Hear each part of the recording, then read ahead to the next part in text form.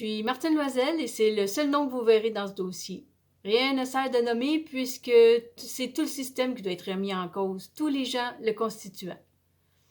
Je partage cette vidéo et le compte-rendu de ma plainte pour dénoncer la corruption systémique.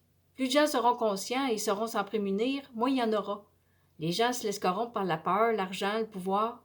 Il n'y a pas de petite corruption, certainement pas pour les personnes en autorité. La corruption systémique, c'est quand la corruption est acceptée par la majorité comme une normalité. La hiérarchie existe pour cette raison. La loi exige des fonctionnaires d'être loyaux et jamais porter préjudice à ses pairs. Mais elle exige aussi un service à la communauté empreint de règles déontologiques, malheureusement non respectées et sans impunité, se croyant tout permis, se servant de l'intimidation et de manipulation, jusqu'à enfreindre des lois criminelles dont l'abus de confiance, de pouvoir et diffamation. Se défendant tous entre eux sans égard pour les lois, à part celles qui leur conviennent, utilisant la politesse à excès plutôt que le respect. À ce point, on ne peut plus parler de bonne foi.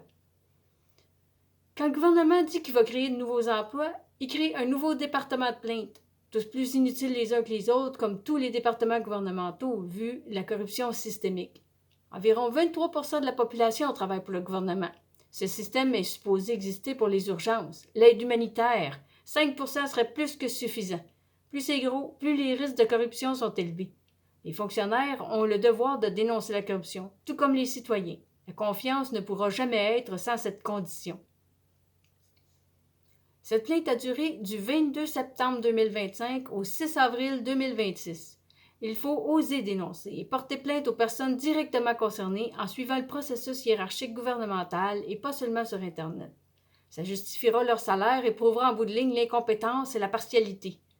Envoyez la plainte et lâchez prise. C'est ce qui est semé sur la route qui a de l'importance, non pas la finalité. Nous sommes tous égaux aux yeux de la loi humaine et divine, nos paroles sont entendues, nous sommes importants. J'aurais aimé faire confiance. J'ai laissé plusieurs chances, j'ai été plus que transparente, mais c'est pas possible. Ils se complaisent dans la corruption.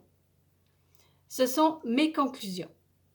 Ce compte-rendu a été envoyé aux personnes concernées, professeurs, directrices, services scolaires, protecteurs régional et national d'élèves, protecteurs du citoyen, ministre de l'Éducation, premier ministre et l'UPAC, Unité permanente anticorruption. Les liens utiles sur les lois et les personnes à contacter pour les plaintes ainsi que du document complet de ce dossier sont dans la description. Que la bonté soit